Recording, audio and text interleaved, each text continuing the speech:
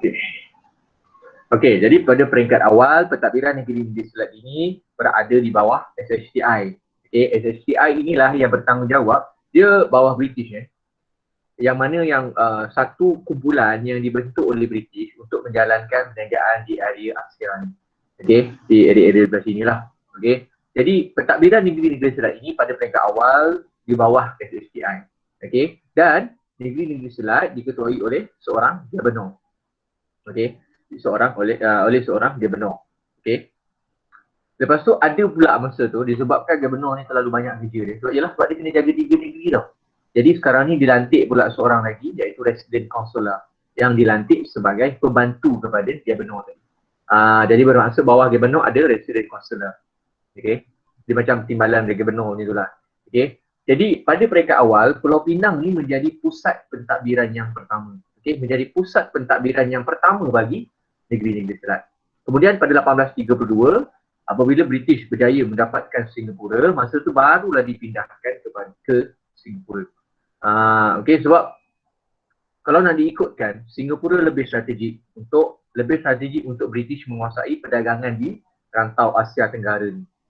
Dan dia lebih bagus kalau letak dekat sebab dekat dengan Belanda juga. Okey. Kemudian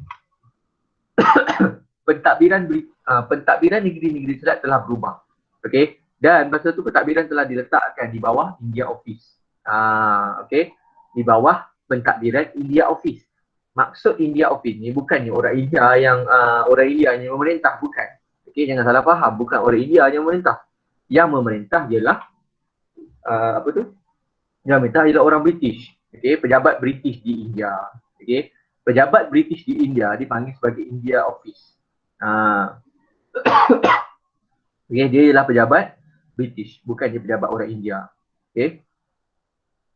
Kemudian masalah kalau kita tengok semasa pemerintahan ataupun semasa pentadbiran negeri Selat di bawah India Office ni, paling banyak masalah yang berlaku. Macam-macam masalah yang berlaku. Okay, antara masalah yang berlaku apa?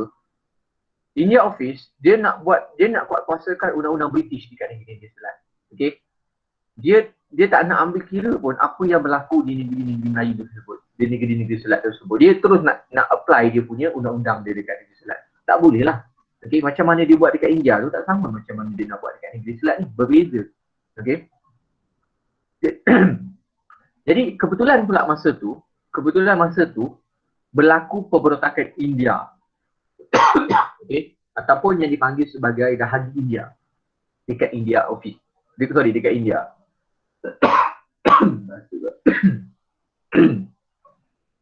Okey, berlaku pemberontakan di India iaitu Dahagi India, bukan Dahaga India, Dahagi. Jadi menyebabkan India Office ni, okey, pentadbiran India Office ni tidak boleh fokus kepada negeri-negeri Selat lagi. Sebab dia dah terlalu banyak masalah ke India. Bayangkan masa tu berlaku peperangan tau antara orang British dengan orang India dekat India masa tu. Perang masa tu. Kecoh masa tu. Antara sebab ni masa tu British kacau dia punya amalan dia.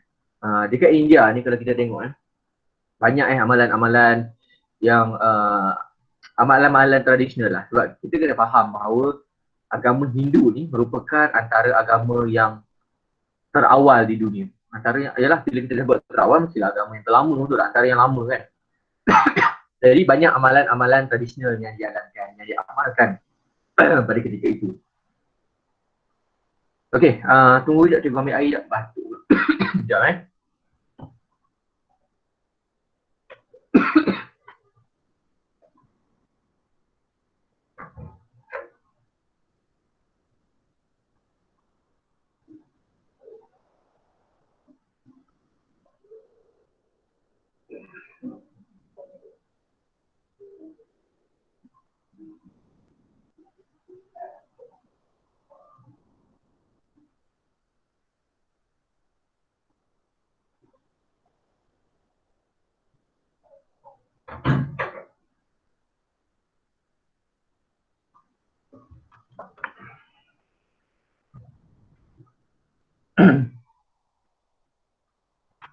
Okey, kita sambung balik Okey, jadi macam cikgu cakap tadi dekat India ni, tahu tak dia ada amalan yang lama lagi yang masih diamalkan. Antara amalan dia yang menyebabkan masa tu British campur tangan.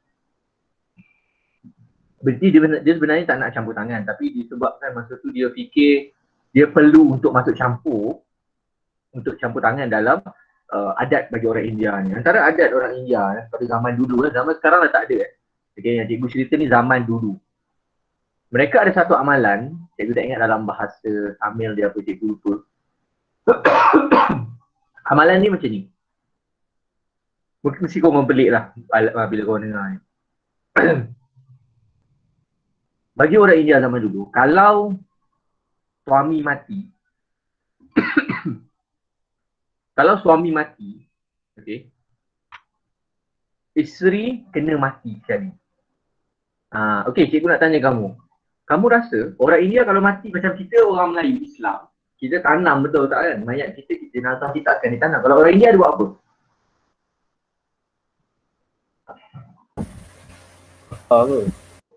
Bakar kan? Betul. Kalau orang Hindu, orang agama apa tu ni, mereka akan bakar.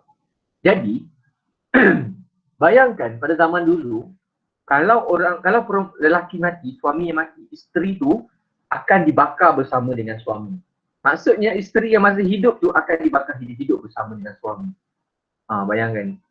Itu sebagai bukti kesetiaan seorang isteri kepada suami. Okay. Isteri kena mati bersama dengan suami.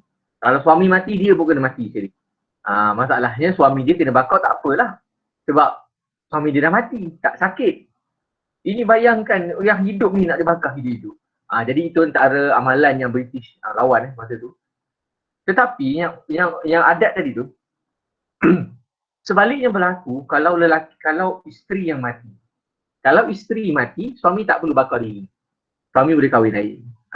So nampaklah ketidakadilan ataupun nampaklah double standard kat situ kan. Itulah masalah dululah. Jadi itu antara punca menyebabkan berlakunya dahlia India.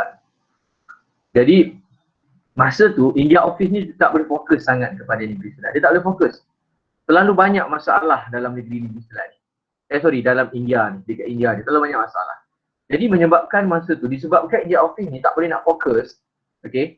Lagi satu, India Office ni dia jauh tau dengan Negeri Selat, jauh. Dia nak, macam mana dia nak kawal apa yang berlaku di Negeri Selat ni. Okay. So jauh sangat, jadi susah, dia tak nak fokus. Okay. Jadi menyebabkan para pedagang ni tak berpuas hati. Pedagang dari mana? Pedagang dari seluruh dunia yang datang dekat tanah Melayu, yang datang dekat Negeri Selat ni. Semua orang tak puas hati. Semua orang tak puas hati dengan layanan ataupun dengan pentadbiran Negeri Selat ni. Sebab bagi mereka, kerajaan Negeri Selat yang ada pada ketika itu tidak menjaga kebajikan mereka. Jadi menyebabkan mereka marah. Jadi disebabkan itulah akhirnya British telah menukar buat kali ketiganya. Okay, buat kali ketiga British menukar lagi pentadbiran. Okay, dan sekarang ni pentadbiran Negeri Selat terletak di bawah Pejabat Tanah Jajahan PTJ. Jadi semasa pentadbiran PTJ ni, okay, PTJ telah membentuk Majlis Eksekutif dan juga Majlis Perundangan bagi Negeri Selat. Okay, jadi sekarang ni bila dah ada Majlis Eksekutif, Majlis Perundangan, okay, kalau kamu confuse Majlis Eksekutif dan juga Majlis Perundangan ni lebih kurang macam Parlimen, Dewan Rakyat, Dewan Negara, lebih kurang lah. Okay, jadi sekarang ni Negeri Selat mempunyai kuasa untuk meluluskan undang-undang sendiri. Tidak lagi perlu terikat dengan kerajaan British atau kerajaan India ataupun dengan pentadbiran India Office. Okay, itulah sebab kenapa British menukar semula kepada British pergi serahkan pentadbiran Negeri Selat ni kepada PTJ. Okey, jadi kita tengok faktor pemindahan pentadbiran Negeri Selat ke Pejabat Tanah Jajahan. Okey, tadi cikgu dah ceritakan sikit Okey, kita tengok pada peringkat awal, tiada wakil Negeri Selat dalam Majlis Perundangan di India yang meluluskan undang-undang bagi Negeri Selat. Macam tadi kita dah tengok undang-undang jadi dia nak pakai undang-undang British yang di India. Okey. Masalahnya dia nak buat undang-undang yang ada dekat Negeri Selat ni. Masalahnya satu wakil daripada Negeri Selat pun tak ada dalam tu. Macam mana mereka tahu tentang adat ataupun tentang undang-undang kat tempat tersebut, tentang dekat Negeri Selat? Sebab tak ada wakil pun. Macam mana mereka nak tahu? Zaman dulu bukannya boleh main Google je. Zaman sekarang ni pun kita nak tengok keadaan suatu negara, kita tak boleh Google je. Okay, kita Google je, korang takkan jumpa. Korang kena tengok sendiri. Kena pergi sendiri, kena rasa sendiri. Okay. Sama juga bila korang tanya kan. Tanya, contohlah korang tanya kawan korang, contohlah nak tanya tentang negara luar kan. Contohlah korang ada kawan kan yang pernah melancong keluar negara. Korang tanya, macam mana lah hidup kat sana? Padahal kawan korang pergi sana 2-3 hari je, lepas tu dah balik. 2-3 hari tu dia tak dapat lagi tau gambaran sebenar kehidupan masyarakat dekat negara tersebut. Dia tak dapat lagi. Okay, better korang tanya orang dekat negara tu sendiri. Dia tahu macam mana. Mungkin kawan korang yang pergi melancong 2-3 hari tu mungkin dia tahu. Tetapi mungkin tak sedetail ataupun tak jelas. Gambaran tu mungkin salah. Jadi itulah yang cikgu nak cuba relate dengan ni. Okay. Kita nak buat undang-undang tentang sesuatu kerajaan, mestilah ada wakil daripada kerajaan tu. Kalau tak ada wakil daripada kerajaan tu, macam mana kita nak buat undang-undang? Jadi nanti jadilah undang-undang yang apa nama dia tu? Yang berat sebelah, undang-undang yang mengarut. Memang tak kena lah. Okay? Sebab kita tengok balik. India agama dia Hindu dan Islam. Okay? Ada Hindu dan juga Islam. Tetapi di tanah Melayu kebanyakannya, majoritinya ialah Islam. Jadi akan ada masalah sikit kat situ. Jadi sebab itulah apabila tidak ada wakil negeri-negeri Selat dalam Majlis Perundangan di India ni, dia akan menyebabkan berlaku masalah dalam undang-undang yang diluluskan nanti. Okay, itu yang pertama. Okay, yang kedua. Pejabat India gagal mengawal masalah rompakan kapal dagang dan juga pertelingkahan kumpulan Cina di negeri-negeri Selat. Sebab masa ni berlaku masalah dekat negeri-negeri Selat di Singapura, di Melaka dan juga di Pulau Pinang. Ada berlaku kekecohan ataupun pergaduhan antara kumpulan Cina. Okay, kumpulan orang Cina di negeri Selat. Kemudian berlaku juga masalah rompakan kapal dagang. Sebab kita kena faham pada zaman tersebut jalan utama ialah laut, bukannya darat. Okay. Dan pada zaman tu banyak lanun. Siapa suka tengok cerita One Piece? One Piece panjang gila cerita dia. Cikgu sampai sekarang tak habis lagi tu. Dulu cikgu tengok lah cerita One Piece ni. Lepas tu cikgu dah tak tengok lah. anime One Piece. Dulu cikgu layan lah cerita One Piece ni. Tapi bila dah lama-lama sangat, tak habis-habis. Bosan pula cikgu tengok. So cikgu tak tengok lah. Cerita One Piece ni, dia menggambarkan kehidupan manusia di laut. Okay. Ada lanun, ada apa. Pada zaman dulu memang banyak lanun. Memang banyak lanun. Bukan kita nak kata dekat ni, kita tengok dekat Johor, dekat Selat Melaka, dekat bawah-bawah tu bersepah lanun. Banyak gila lanun masa tu. Okay, sampaikan menjadi ancaman. Sebab itulah apabila ada pedagang kadang-kadang dia terpaksa membawa tentera. Dan juga terpaksa untuk membawa senjata yang besar-besar, yang hebat-hebat untuk lawan dengan lanun ni. Masa tu lanun kena serang. Pedagang-pedagang asyik kena serang dia. Okay. Okey, yang ketiga. Pejabat India mahu menggunakan mata wang rupi India. Sebab kita kena ingat pejabat India ni daripada India. Okey. Okey, dia menggunakan mata wang rupi India. Jadi, ada peringkat awal dekat negeri-negeri Selat, mereka menggunakan dolar Spanyol. Okey. Dolar Spanyol ni daripada dulu lagi dah digunakan. Dah lama dah guna. Tiba-tiba, dia mata wang dia tak pakai mata wang dirham, mata wang ringgit tak ada. Ringgit lagi dah tak ada. Okay, dolar Amerika ke tak ada masa ni mereka pakai dolar Spanyol. Okay, mereka tak pakai euro, tak pakai apa, pakai dolar Spanyol. Tiba-tiba, pejabat India nak tukar. Tak nak pakai dolar Spanyol, nak pakai mata wang rupi juga. Sebab dia nak samakan dengan India. Masalahnya memang tak boleh lah cerita dia. Kan, memang tak boleh lah nak samakan sekali. Jadi menyebabkan pedagang tak puas hati lah. Dah elok-elok dah pakai dolar Spanyol, nak tukar pula rupi India dah licin. Macam kita lah kat Malaysia kan. Kita kat Malaysia. Kita pakai duit ringgit tu lah kan. Ringgit Malaysia kan. Tiba-tiba kerajaan tukar. Okey, tak nak pakai ringgit Malaysia. Kita nak pakai dolar Amerika. Pula dah. Lepas tu duit Malaysia yang ada ni nak buat apa? Buang. Tak tukar. Tukar ni mana pun tapi mesti dia ada efek sikit. Maksudnya dari sudut berapa je yang kita boleh dapat. Jadi itulah masalah-masalah yang timbul. Kemudian kita tengok. Pejabat India juga memperkenalkan cukai pelabuhan di negeri Selat. Masalahnya sekarang ni, dekat negeri-negeri Selat, dia berstatus pelabuhan bebas. Okey, status dia ataupun taraf dia ialah pelabuhan bebas. Apa yang dimaksudkan dengan pelabuhan bebas? Adakah bebas buat sesuka hati? Tidak. Bebas itu bermaksud tidak ada cukai yang dikenakan. Okey, maksudnya tidak ada cukai yang dikenakan. Jadi sekarang ni, pejabat India tiba-tiba dia nak buat cukai. Dia nak laksanakan cukai dekat negeri India. Marahlah pedagang ni. Dah elok-elok tak ada cukai, nak kena bayar cukai pula. Dah makin mahal barang. Bila cukai makin naik, barang pun makin naik lah. Okay. Jadi sekarang ni, dan ada satu lagi masalah. Pejabat India, dia nak jadikan negeri-negeri Selat ni sebagai tempat buangan banduan. Dia nak campak banduan-banduan tu, sebab kan ada ni kan, perintah kawalan, apa tu? Perintah keluar negara kan. Maknanya kamu tak boleh lagi duduk dekat negara tu, kamu kena keluar. Maknanya kamu ni hilang hak kerakyatan sebagai orang negara tersebut. Jadi dia nak buang banduan-banduan ni. Masalahnya kalau dia buang banduan ni, makin bertimbul lah masalah banyak lagi dekat negeri Selat ni. Okay? Makin timbul lah banyak masalah-masalah sosial.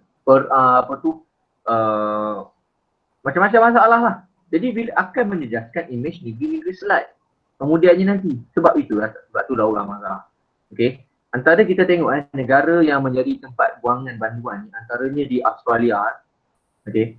Australia tu ialah dulu British dia selalu buang banduan-banduan dekat sana. Dulunya. Okay, dia selalu buang banduan dekat Australia. Dululah, bukan zaman sekarang. Ni zaman masa tu dia menjajah lagi Australia. Dia banyak buang banduan dia dekat sana. Sebab tu dah kat sana orang dia bukan orang Asia macam kita ni. Walaupun dia Asia tapi dia orang British. Dia macam orang England sikit. Okay, orang-orang barat. Sebab memang daripada sana pun. Okay. Okay, itu untuk bab. Okay, cikgu nak tanya, ada soalan tak tentang ni yang tak faham? Tak ada. Tak ada Yang lain boleh faham bab 2 ni? Yang lain boleh faham? Boleh. Good. Okay, kita pergi pula ke bab 3.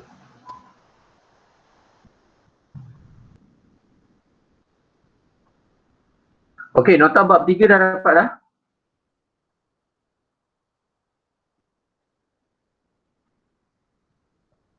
Nota bab 3 dah dapat dah? Belum. Waduh, ada tak dapat lagi Dah. Dah kan? Alright, good. So yang mana tak dapat nanti check balik grup korang. Ada tadi Terani ada hantar tadi saya. Okay, kalau boleh bab 3 ni korang simpan tau, buat frame pun tak apa. Sebab bab 3 ni bagi cikgu sendiri lah. Cikgu yang buat nota ni. Saya rasa bab 3 lah yang paling perfect nota cikgu. Yang paling cantik, yang paling colourful, yang paling kemas sekali cikgu rasa. Tak tahulah, dia masa cikgu buat nota yang bab 3 ni, dia punya mood lain macam sikit. Dia rasa seronok sikit nak buat. Jadi dia punya nota tu lain macam sikit lah daripada nota yang lain. Nanti korang tengok lah nota tu. Dia lain sikit daripada nota yang biasa cikgu buat. Sebab biasa nota cikgu buat simple je. Cuma nota yang kali ni tahu dia masa cikgu buat tu dia bersemangat lain macam sikit. Dia kreativiti datang masa tu.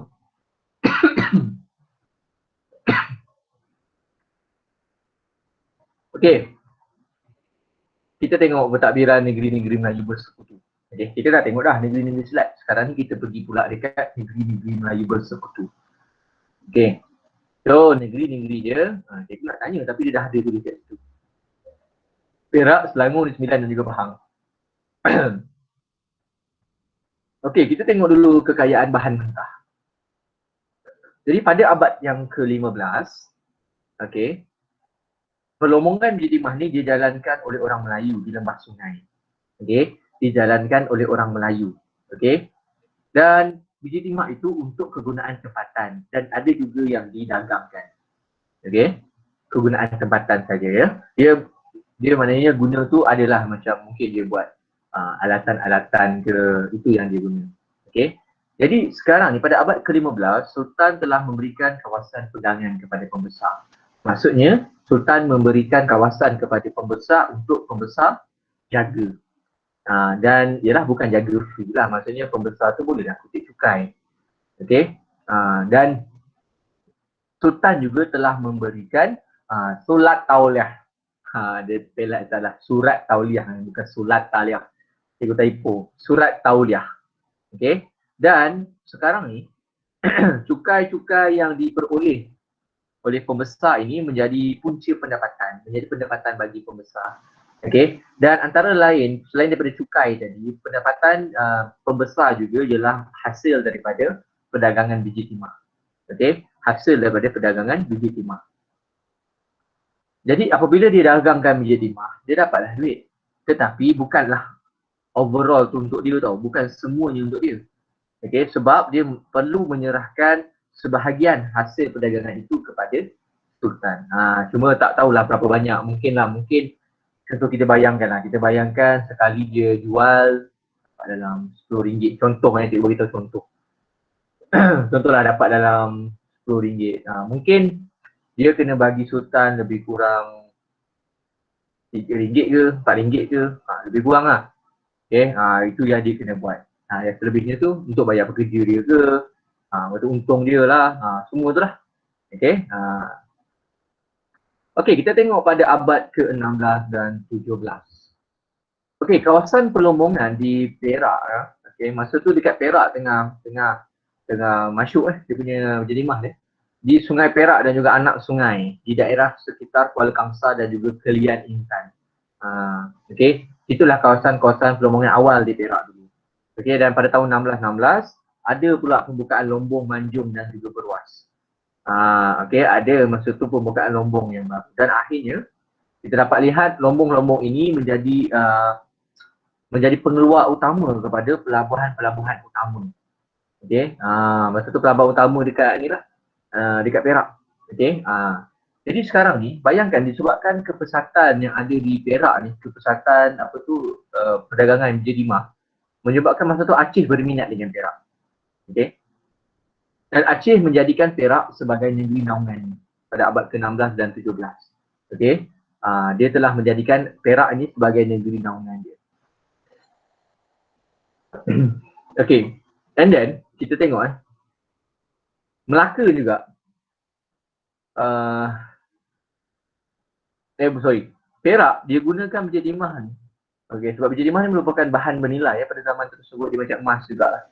Okey, dia gunakan biji timah untuk sebagai hadiah kepada Portugis di Melaka. Sebab dia nak minta tolong Portugis di Melaka untuk membebaskan Perak daripada Aceh. Sebab dia tak nak lagi berada di bawah Aceh. Jadi dia telah meminta bantuan daripada Portugis untuk mengalahkan Aceh. Bayangkan dia guna biji timah. Okey. Kita tengok pula dekat Perak. Pada peringkat awal, okey, dikeluarkan oleh pelombong-lombong. Okey, biji timah BT ni biji timah. Biji timah dikeluarkan oleh pelombong-pelombong kecil di Perak pada abad ke-18. Kalau kita nak bincang tentang biji timah ni, memang kebanyakannya di Perak. Okey. Antara yang negeri yang banyak Perak ni, antaranya Selangor dan juga Perak antaranya. Sebab memang dekat dua negeri ni yang banyak. Negeri lain tu kurang sikit. Dekat Pahang ada biji timah tapi tak banyak. Dia lebih banyak dekat Perak dan Selangor. Okey. Dan lombong-lombong tu di kawasan Larut. Okey, iaitu di sekitar Krian, Kurau, Larut, Terong, Berwas. Itulah lokasi-lokasi dia. Okey. Dan pada abad ke-18 ni juga, Sultan Perak masa tu, iaitu Sultan Paduka Seri Sultan Muzaffar Shah telah meterai perjanjian dengan Belanda di Melaka. Okey, bukan Belanda dekat Indonesia tetapi Belanda di Melaka. Masa abad ke-18 ni, Belanda dah mengambil alih Melaka. Bukan lagi di bawah Portugis. Okey, yang tadi abad ke-16, 12 tu masa tu Portugis lagi. Jadi masa ni Belanda dah menguasai Melaka. Jadi masa tu Sultan Perak dia buat perjanjian baru lah dengan Belanda pula. Okey, untuk menjual biji timah kepada Belanda. Okey. Dan pada akhir abad ke-18 berlaku kemerosotan di Perak. Okey, perdagangan biji timah di Perak merosot. Kenapa merosot? Disebabkan berlakunya penyeludupan. Okey, penyeludupan biji timah kepada pedagang British melalui Sungai Kurau. Masa tu adalah orang tipu, dia buat penyelundup dengan British masa tu. Sebab bila, okey, apa kaitan penyeludupan ni dengan kemerosotan? Kamu kena faham apabila berlaku penyeludupan bermaksud tidak kena cukai. Bila tak kena cukai, masalahnya barang habis. Cukainya mana? Tak ada. Okey, mungkin kamu pernah dengar tentang rokok seluduk. Kat sini ada yang hisap rokok? Ada tak yang hisap rokok? Dulu masa cikgu, ada hisap rokok? Entah. Ada. Dulu masa cikgu sekolah dulu, kawan-kawan cikgu, umur baru masa tu darjah 5 tu dah ada dah yang merokok masa tu. Kawan cikgu darjah 5 dah merokok. Masa cikgu naik sekolah menengah dah lagi lah ramai merokok. Tapi alhamdulillah lah cikgu tak merokok. Kalau ada kawan-kawan yang merokok, cuba tanya, cuba tengok rokok apa yang dia hisap. Adakah dia hisap rokok seluduk atau rokok yang memang jual kat kedai? Sebab rokok ada dua jenis. Satu, rokok yang bayar cukai. Dia tu rokok yang sah lah. Dan masalah sekarang ni ialah rokok yang diseluduk. Contoh dia gudang garam, tak tahu dia gudang garam, apa dia tu. Cikgu tak tahu sekarang lah sebab cikgu tak isap rokok. Tapi dulu kawan cikgu isap rokok tu, cikgu pernah tanya dia lah. Banyak lagi lah cikgu tanya brand-brand yang diseluduk. Bila rokok diseluduk ni bermaksud kerajaan rugilah. Sebab rokok-rokok yang sedia ada yang dikenakan cukai tu, orang tak beli. Orang beli rokok yang seluduk. Rokok seluduk ni biasa murah. Sebab dia tak payah bayar cukai. Dia seluduk ni macam mana? Seluduk ni dia secara secara haram lah dan juga secara sembunyi-sembunyi. Contohnya biasanya rokok seluduk ni kita tahulah datang ni daripada sempadan. Okey. Contoh dia ambil kotak lah, betul dia campak. Sebab kita kan tahu sempadan antara negara, contoh Malaysia dengan Siam ada pagar je tau. Ada kawasan sungai, ada kawasan pagar je. Kadang-kadang dia campak, dia balang. Dia pernah tengok video tu, dia campak balang, lepas tu ada orang tu ambil balang. Buat lari.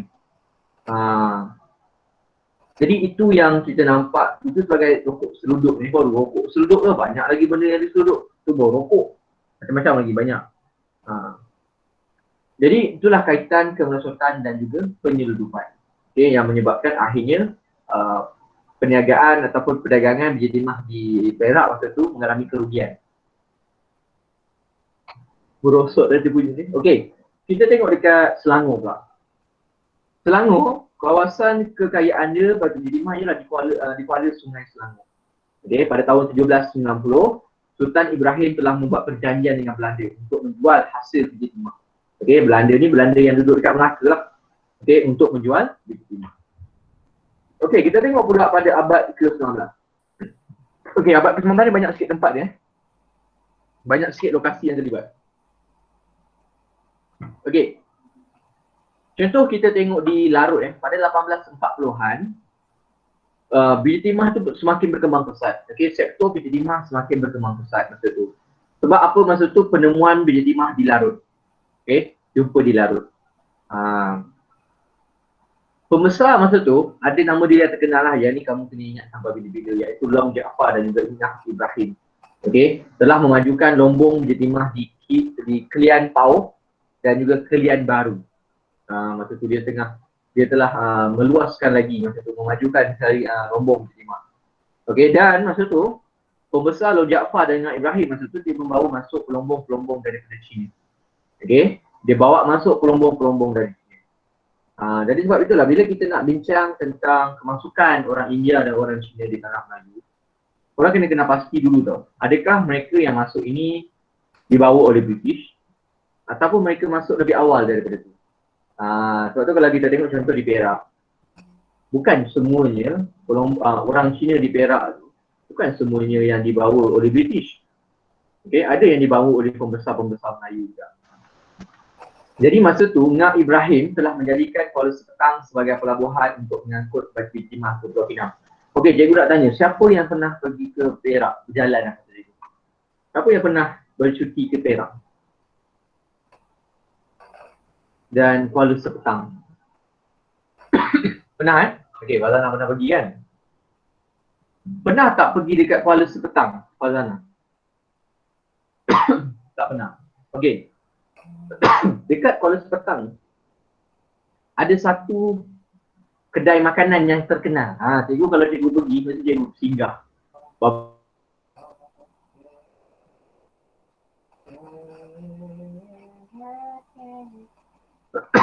Tapi kita boleh rentas, apa tu?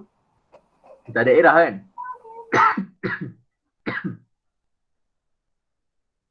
Kita tak boleh nak rentas negeri lagi kan? Tapi tak dibaat kan 5 Mac. Kita tak boleh rentas negeri lagi, kita boleh rentas daerah. Nanti lah bila dah boleh rentas negeri lagi. Bila korang, cuba korang pergi ke Kuala Sepetang, singgah korang search Google, nama kedai tu Mi Udang Mak Jah. Mi Udang Mak Jah.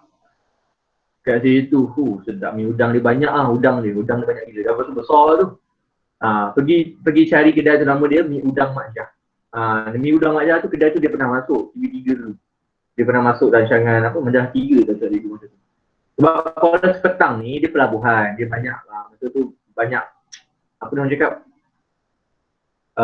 hasil-hasil laut masa tu dia orang ambil dekat situ sampai sekarang pun sama dekat Kuala Sepetang. Jadi sebab itulah tempat dia kalau udang, ketam tu murah.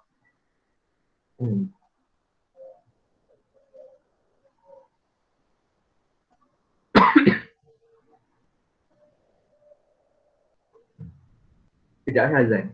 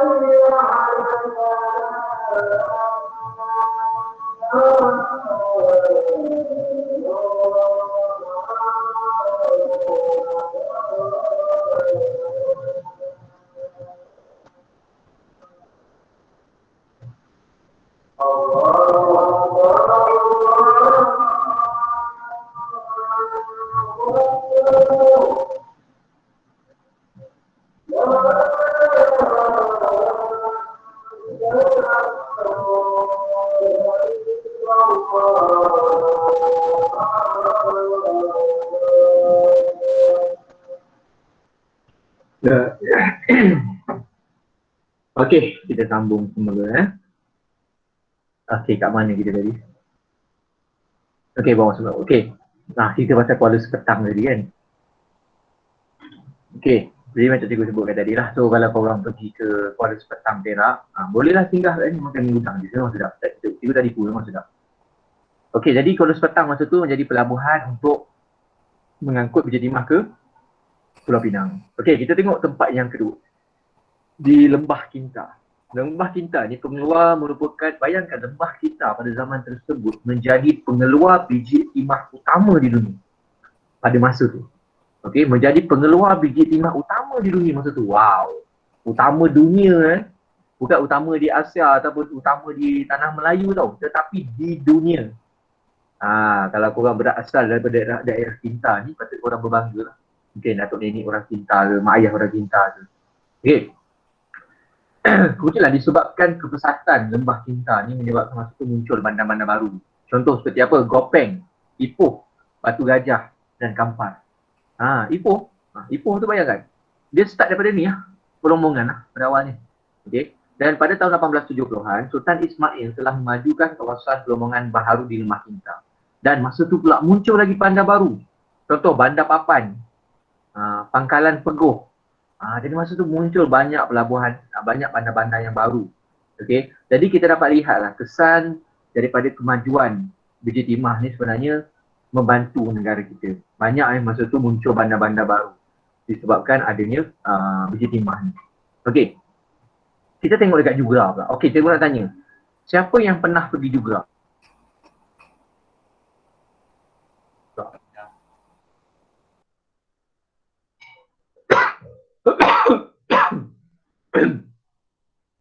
Ada tak yang pernah pergi Jugra?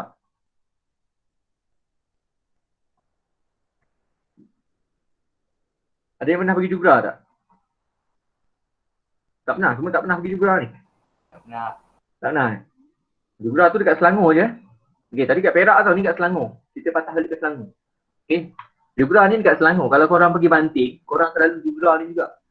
Okey. Dia dekat dengan Banting lah, Jugra ni. Dia dekat daerah juga lah. Jugra ni ada apa yang terkenal kat Jugra ni? Jugra ni yang terkenal ada istana. Dia ada istana lagi. Istana tu dah ditinggalkan lah.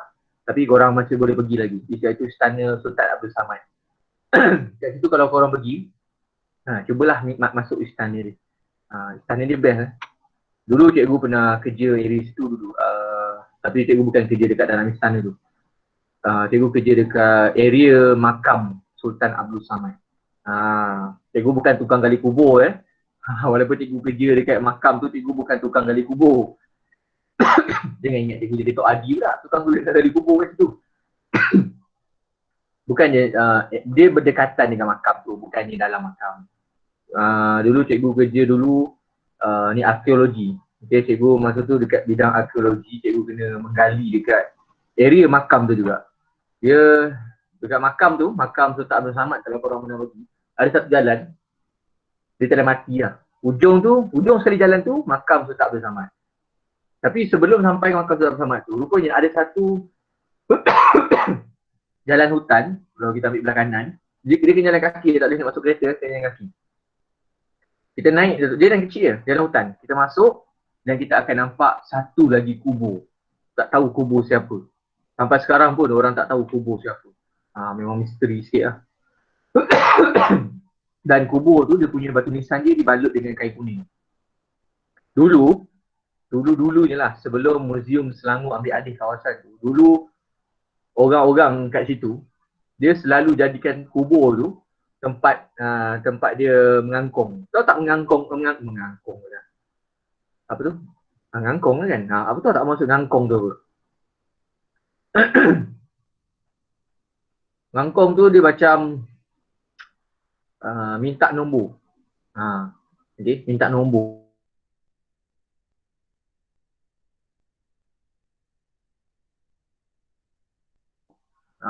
Okay, dia minta nombor ekor. Bayangkan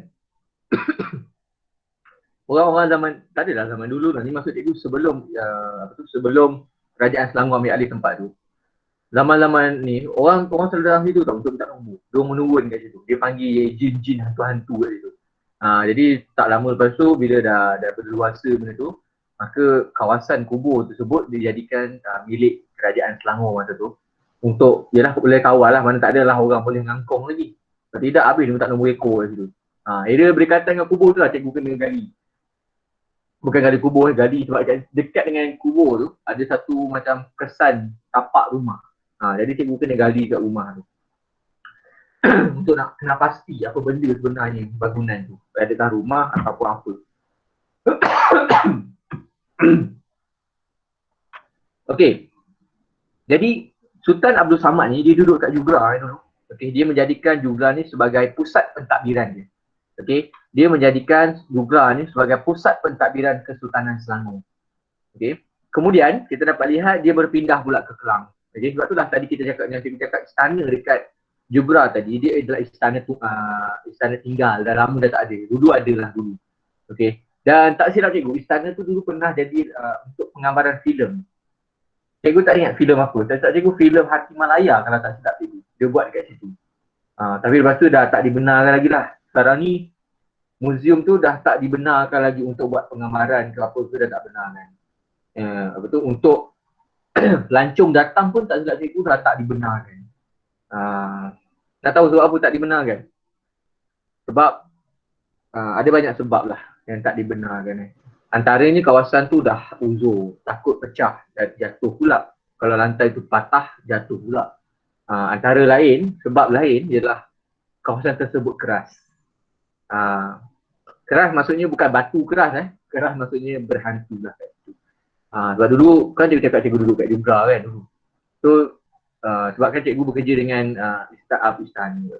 Cikgu bekerja dengan muzium, pihak muzium Selangor. Jadi cikgu boleh masuk dalam istana tu. So tengoklah istana tu, memang kita pergi waktu siang, waktu malam memang tak dibenarkan masuk. Okay, waktu malam memang tak dibenarkan. Memang kita orang sebagai staff pun tak boleh masuk. Sebab bahaya. Kawasan tu bahaya. Jadi kita orang tak dibenarkan masuk pada waktu malam. So kita orang masuk waktu siang ni lah. So bila kita orang, ya. Cikgu okey ke batuk? Cikgu okey ke? Tak batuk sikit. Batuk sikit. Okey, kemudian disebabkan apa tadi kita cakap? Dekat istana Jugra tadi. So bila waktu siang kalau kita nak masuk waktu siang boleh kan. Tapi saat itu kalau orang luar tak boleh masuk. Kalau masuk situ dia bayangkan cikgu masuk waktu siang pun ada benda kacau. Ada benda yang ikut. Ini pula kalau masuk waktu malam. Macam mana agaknya? Waktu siang tu cikgu masuk, bukan waktu malam. Waktu siang pun dah ada yang kacau. Lepas itulah tempat tersebut telah ditutup. Memang, tapi alhamdulillah lah masa tu ada rezeki masa tu. Pihak orang yang jaga istana tu dia izinkan kita orang untuk melawat kawasan tu. So kita pergilah berjalan-jalan dekat dalam tu. Pergilah dekat tempat dia masak, zaman-zaman dulu tempat dia orang masak, tempat balai rong dia kat mana. Jadi agak menarik lah, boleh sendiri tengok sendiri macam mana istana kat dalam tu kan. Sebab kita bukannya senang nak masuk istana ni. Istana-istana yang besar-besar ni, yang istana sekarang ni lagi lah tak boleh masuk kan. Untuk istana dekat negeri-negeri kan, lagi tak boleh masuk. Bukan kita boleh masuk sehati. Kecuali lah kalau ada event dalam tu. Tapi rasanya tak ada kita event masuk dalam tu.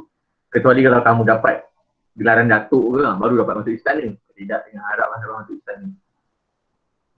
Okey, kemudian kita lihat dekat Jugra ni menjadi pusat kutipan cukai di Dimah yang dibawa keluar dari Sungai Langat.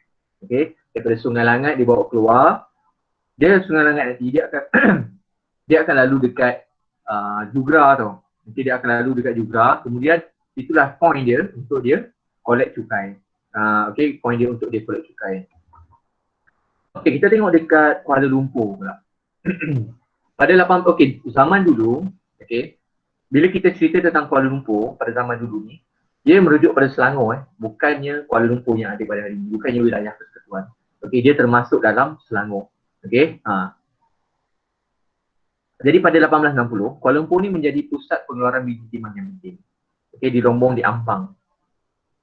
Jadi kalau korang ada saudara mara dekat Ampang tu, Ampang tu ialah tempat untuk rombong biji timah dulu. Okey. Dan Kuala Sungai, pertemuan antara Sungai Kelang, okey, dan Sungai Lumpur, nama asalnya Sungai Lumpur menjadi pangkalan untuk, okey, ini cikgu typo lagi, bukan mengangkat biji timah. Cikgu typo lagi. Mengangkat biji timah. Okey, menjadi pangkalan untuk mengangkat biji timah dekat Sungai Lumpur. Dulu nama asal Kuala Lumpur ni ialah Sungai Lumpur. Dekat situ dia panggil sebagai Sungai Lumpur. Kemudian ditukar kepada Kuala Lumpur sebab kawasan Kuala tu dia ialah sebab sungai tu sebenarnya banyak lumpur. Jadi sebab itulah sungai itu diberikan nama lumpur. Sebab ada banyak lumpur dekat kawasan tersebut. Okay. Dan masa ni telah mendorong orang Cina dan Melayu memilih penempatan. Okay. Mendorong orang Cina dan Melayu memilih penempatan. Okay. Dan akhirnya kita dapat lihat Kuala Lumpur ni terbentuklah sebuah bandar. Tapi bukan macam bandar yang ada pada hari ini, tak sama. Okay. Bandar zaman dulu, Kuala Lumpur zaman dulu dengan Kuala Lumpur zaman sekarang tak sama. Dulu mana ada bangunan tinggi-tinggi tu. Bandar tu yang dia maksudkan bandar tu bukan yang ada bangunan tinggi-tinggi. Tetapi banyak kedai-kedai, banyak office-office. Okay. Itulah sebab itulah dia jadi sebagai bandar dulu. Bukan bandar macam yang ada pada hari ini. Okay. Okay, yang terakhir kita tengok di Lukut. Lukut ni, kalau ikutkan pada peringkat awal, merupakan wilayah Kesultanan Selangor. Okay. Dia pada awalnya lah. Okay. Merupakan wilayah Kesultanan Selangor. Dan diusahakan oleh Raja Busu. Okay, nama dia Raja Busu. Jadi Raja Busu ni, dia telah membawa masuk Pelombong dan Cina. Sama juga macam dekat dekat mana tadi? Dekat daerah dekat Perak tadi, daerah mana saya lupa dah tadi. Pun sama juga. Okay. Kemudian diganti pula oleh Raja Jumaat. Jadi Raja Jumaat ni dia telah memajukan Lukut masa tu. Okay. Dia telah memajukan Lukut masa tu. Dan pada tahun 1880 Lukut diserahkan kepada Negeri Sembilan. Sekarang ni Lukut bukan lagi berada di bawah Selangor. Sebaliknya Lukut berada di bawah Negeri Sembilan. Okay. Dan melalui rundingan. Okay. Masa tu dia orang tukar. Pemerintah di Negeri Sembilan dan juga Sultan Selangor, mereka tukar dia punya sempadan, tukar dia punya tanah.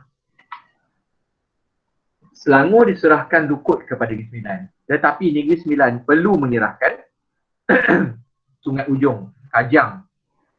Okay, perlu menyerahkan Sungai Ujong iaitu Kajang, Semenyih dan Beranang. So rumah korang, cikgu tahu ramai yang daripada Beranang, betul tak? Kan? Yelah, center ni pun kat Beranang kan. So Beranang kalau nak diikutkan dulu merupakan wilayah Negeri Sembilan. Sebab itulah Beranang tu dekat je dengan Nilai. Dulu masa cikgu pergi, first awal-awal pergi tuition Beranang, masa cikgu pergi ajar korang mula dulu. Cikgu pun confused. Sebab bila cikgu nampak dia tulis Nilai dekat situ. Cikgu pada cikgu dekat Negeri Sembilan, dekat Selangor. Rupa-rupanya Beranang tu, dia letak di tengah-tengah, dia dah hujung tu. Dan pada awalnya dulu, Kajang, Semenyih, Beranang ni merupakan wilayah Negeri Sembilan. Dulu pada asalnya dulu. Tapi dia dah tukar, masa tukar sempadan. Dan Kajang, Semenyih dan Beranang ni telah diserahkan kepada Selangor. Jadi itulah dia punya, kita nampak dia punya ni sebab tu korang kalau rumah korang kat Beranang ni. So korang tahulah asal-usul Beranang ni kan. Kajang dan juga Semenyih ni tahulah kan asal-usul dia. Dia asal-usul dia daripada Negeri Sembilan. Kemudian diserahkan kepada Selangor kemudiannya. Okay. Dan akhirnya menjadilah milik Selangor. Okey, ada soalan nak tanya cikgu apa? Tak ada cikgu. Tak ada? Orang lain ada soalan nak tanya?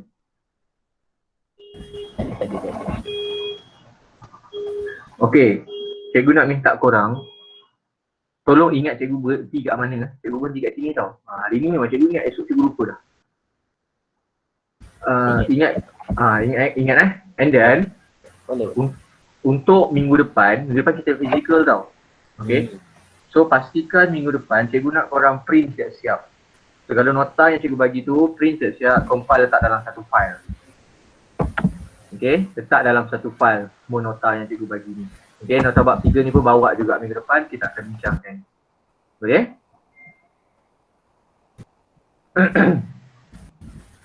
Okay, so kalau tak ada apa-apa lagi, kita jumpa pada minggu depan lah. Kelas physical.